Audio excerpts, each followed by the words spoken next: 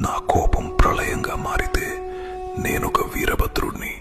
ధర్మాన్ని చీకటిలో కలిపేస్తే ఆ చీకటిని చీల్చుకుంటూ వచ్చే కాలభైరవుణ్ణి.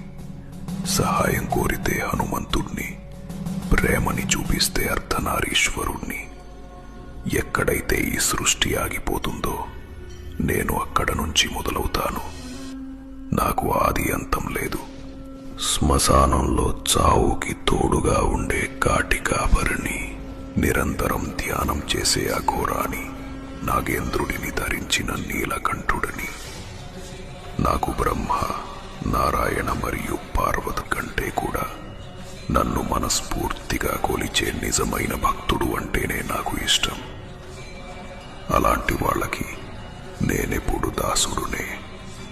నేనే ఆ కైలాస శిఖరంలో ఉండే త్రినేత్రుణ్ణి, నటరాజుని.